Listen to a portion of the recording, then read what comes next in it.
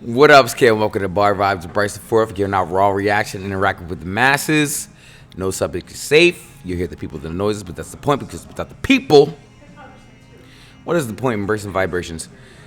This is a very different thing that I've normally done. Playoffs are on their way. If your team is not in the playoffs and you don't want to hear about this, you might as well just cut it off. I appreciate the view, but there's a lot of things to talk about. I'll get to your teams, but we got some things to talk about. And it is wild because normally I'll start off with the birds, but I'm not going to today because I'm going to ramble. I know I am. But I'll make sure that your teams are honored. And I'll start with the Packers-Vikings. Without Kirk Cousins, this team was in shambles.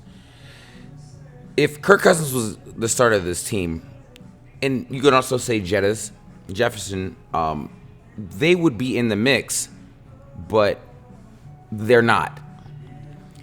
Jordan Love did what he needed to do, especially a divisional game where the Packers are putting themselves in a place where they can make the playoffs, which is wild.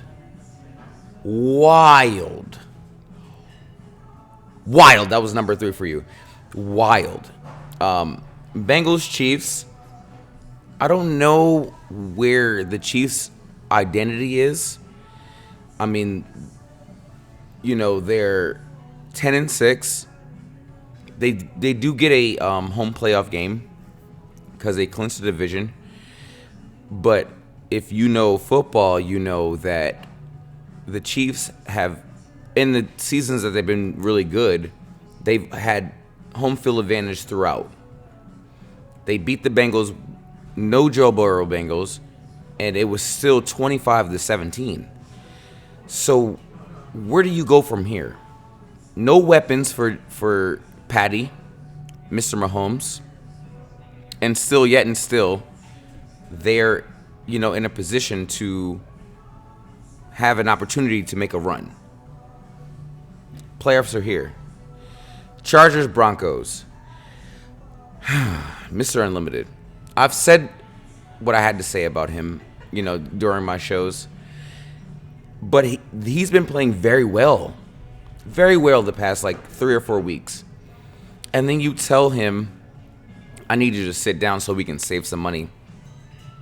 Save some money? Are you stupid or are you dumb? No. He was supposed to, if he didn't pass his physical in the next 2 months, they didn't have to pay him $37 million, which means they're going to tell him to sit down. Sit down for who? Only sit down on the toilet. You stupid? Or are you dumb? No, thank you. There are several teams out there that would love to have Russell Wilson on their team. And then on the flip side, the Chargers. God damn it. Why does Brandon Staley still have a fucking job? I don't get it. It makes no sense.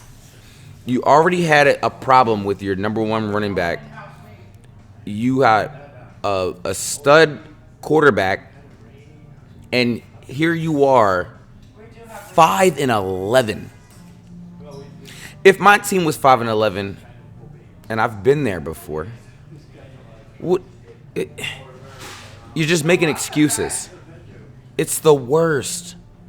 And now you got a team that could have, in the Broncos, that could have made the playoffs. Steelers, Seahawks. Hey, listen. I don't know what they're going to do, the Steelers, moving forward, but kudos to Mike fucking Tomlin for getting another over 500. And you saw me look over the camera. Diana is looking at me because I'm not praising the Steelers. Not at all.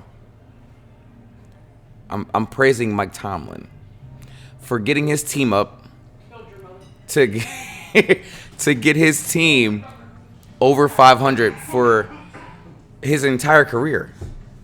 They were in jeopardy of not getting it. Seahawks played a very well game. A lot of field goals. But at the end of the day, neither one of these teams are competing. It's not a thing. Falcons, Bears. Bears. I will give this to the Bears. Look at Nelly with the shoulder shake. I'll give this to the Bears. Last 7 games, they're 5-2. Look very competent. Their defense, tip-top shape. Tip-top shape.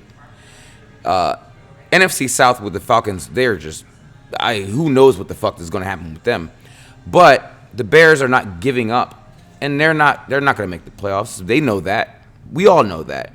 But when you got really good coaching and you know your players are not going to give up, this is what you get.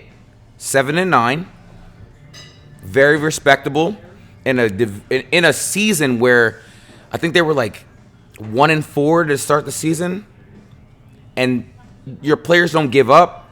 This is the building block, like in kindergarten when you're like, oh, look out, put it on. Bears, they have some reason to not give up on Eberflus, which is weird.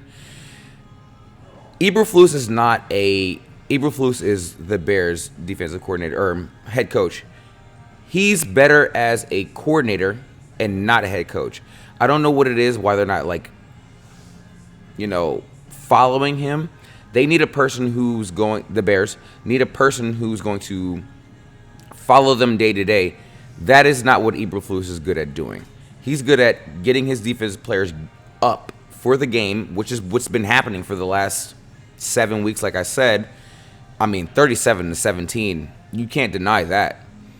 This is a building block for the Bears, and I appreciate that because we've had the same 5 or 6 teams in the NFC just making the playoffs. I like this. It's a mix-up. Dolphins, Ravens. Yikes. There's been so many people telling me, hey, the Dolphins are this, Dolphins are that, Dolphins are this, Dolphins are that. I did not. I bet parlays every week. I did not put a single bet on the Dolphins. Not one. 56-19. You had the backup quarterback throwing touchdowns in the fourth quarter for the Ravens. Yikes. And if you're not telling me that that Lamar Jackson is not the MVP this year, you're stupid. You're dumb. I text my homie, one of my best friends, Dre. I was like, "Hey, congratulations, man! You got a 2-time MVP on your hands," and it's not even an issue. It's not even a question. Lamar Jackson is the MVP of this year. If he doesn't win it, I may stop watching football next year. That's not going to happen. But I said what I said. Rams Giants. I would not care about this game if we didn't play the Giants next week. We as in the Eagles, and we'll get to that later. Puka Nacua, he is Offensive Rookie of the Year. Got to give him that vote. Rams in the playoffs in a year. So if you follow football, the Rams gave up They gave up everything. They had their GM and their owner literally said, "Fuck these picks." Didn't care. They went and won a Super Bowl. They had a really terrible year last year. But then they went out and got 2 stud receivers in late rounds. They got Matt Stafford, who now is a Hall of Famer. And now we're in a situation where they're in the playoffs. They're going to rest Matt Stafford. I've already seen the reports. And I don't know. It's just like McVay just coaches really, really well. For the Giants, Tyrod Taylor making games games. And then you have to remember you still have a player in your quarterback that you paid $45 million a year. What are you going to do next year? Who knows? Rams, Giants, 26-25. Saints, Bucks. I'll give credit where credit is due. The Buccaneers are literally like the most middle tier team I've ever seen, where it's like their C game they're going to get blown out, or their C game going to pull out a 2-score dub. But this was a divisional game where the Saints don't give a shit, and you are on the precipice of winning the division, and you don't. People are praising Baker Mayfield. Me, personally, I have never been a Baker Mayfield fan. But I will admit that he's been playing very well. This was not a game for him. The Saints were doing very well with keeping the ball away from their offense. Baker Mayfield was making a terrible decisions when they needed it the most. And now they're in a situation where they need help, and you don't want to see that. Patriots, Bills fans, you have an opportunity here where it's either you win and you get a second seed or you lose, and you need help from everyone. You let Bailey Zappi, who threw 4 picks, and you only won by 6 points. That is alarming. You don't have a playoff spot, Bills. That is alarming. So you got to go in the locker room as Bills fans and say, is it the coaches? Is it, your players? You need an answer, because you're playing against a 4-12 Patriots team who is they're not even rebuilding. They're just trash. Bills 27-21. Raiders, Colts. One of my best friends is a Colts fan. I think it was week 8, and he was just so down. And I was like, if that's how you feel about your team, that's not good. And here they are, the Colts, with a chance to make the playoffs.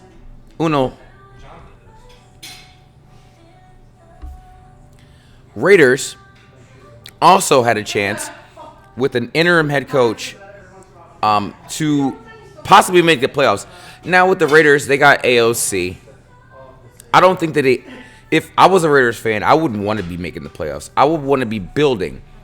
But this is how the NFL has been going this year, where you got middle-of-the-pack teams almost making the playoffs or almost out. Like, if you look it up, I will put the link in my in the bio, where there's so many opportunities for these weird teams, 8-9, 9-7, 10-6, whatever, almost making the playoffs. And the Raiders were there, but the Colts, Shane Steichen, former coordinator for the Eagles, I think he should be head coach of the year. And that's just me. He lost his number 1 pick. So many injuries on defense, and still here they are about to win this division. It's just a matter of whether you want it or not. Panthers, Jaguars, I will give you 30 seconds. It was 26-0. Bryce Young didn't look good. He's a rookie. That's fine. Jaguars playing without Trevor Lawrence. Still won. It's a boring game. And that's all you get from me. 49ers, Commanders.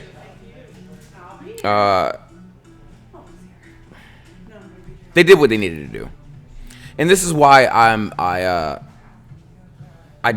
know that in the back of my brain that the Commanders are not going to beat the Cowboys next week. It's probably not going to happen. It depends on whether or not they start their starters or, they play hard. This is what you're supposed to do. CMC, I think he got a little nicked. But my biggest thing from here is Brock Purdy set the single-season record for passing yards in 49ers history. Now, if you watch football, you know how many great quarterbacks has come through San Francisco. He set the record for most yards in 49ers history. And we got a 17-week season, but he did it in the right amount of time. Kudos to him. They just handle business. It is what it is. Titans, Texans. Another game where it was just like, Will Levis for the Titans, their quarterback, he got hurt, got carted off, and C.J. Stroud having a hell of a fucking year for a rookie quarterback. 9-7, another team, Texans, who have an opportunity, if they just handle business, to get a playoff spot. You couldn't listen. I've looked at so many different scenarios where a team could get in the playoffs. Texas could get in the playoffs, 26-3. Lions, Cowboys. Now, the entire season, people have been like, hey, referees this, referees that, referees this. This is the quintessential referees fuck this shit up. You get a player, if you don't know, a player can report eligible if he's on the line. He reports eligible. The guy who caught the touchdown that would have won them the game. But yet the referee is so confused that they call a penalty. Kudos to, Dan Campbell for going for it again. But this is a travesty. And the wild part is that I didn't even want the Lions to win. But that's bullshit.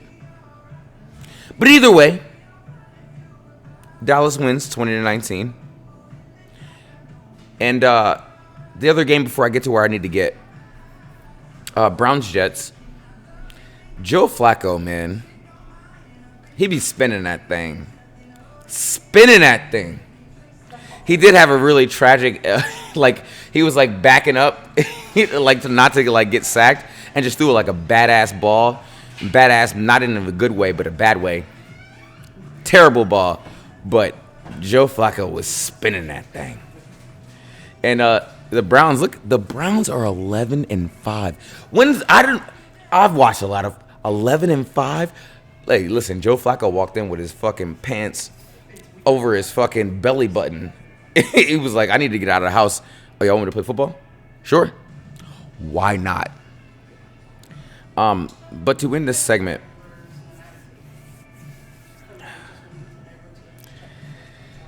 Philadelphia Eagles. It's been a wild 3 weeks.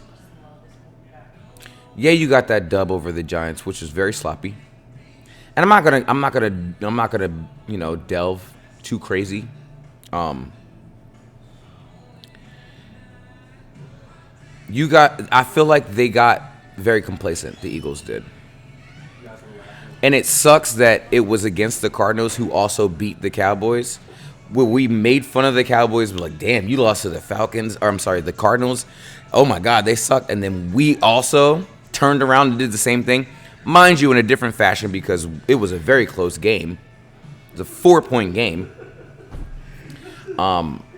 And I'm glad that I did the show today because I had, one of our leaders on the team talk about how it's not about the coaches, which a lot of people were saying. It's not about the play calling, which a lot of people were saying. It's about the players executing.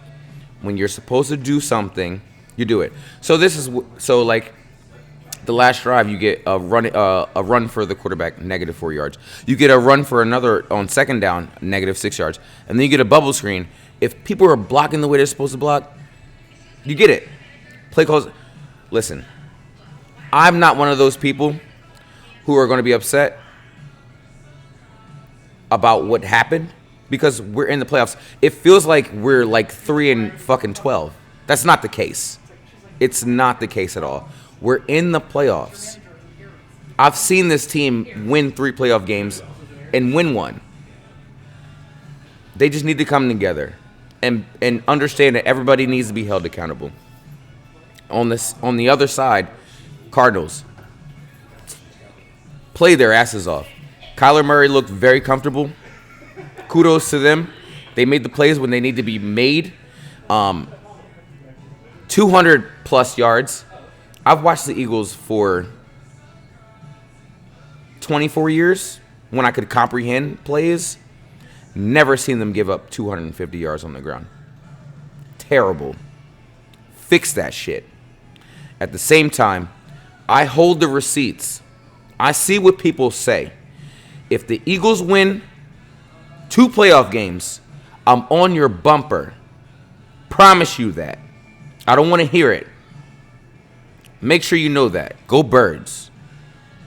Anywho, happy holidays again. Big ups to the first day. Stay focused and be great. Much love from the kid. Enjoy your day. Enjoy life. Don't think I forgot about them Sixers. They're doing their goddamn thing. Also, shout out to the Flyers with that young team. Doing it big. Take a sip. Stay chill.